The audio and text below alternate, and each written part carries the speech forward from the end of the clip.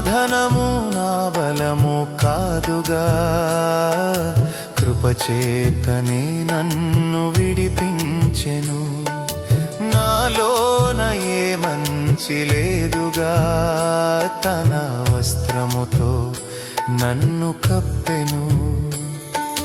పరిపూర్ణ వాక్య దేహముతో మహిమలో నన్ను కొనిపోవునే.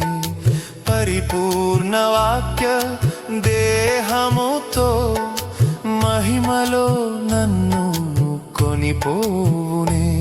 ఆ కల్వరిలో నా రక్షకుడు చనిపోయిన చోట, పాపము నుండి పవిత్రపరచుటకు నేను అరచితిని.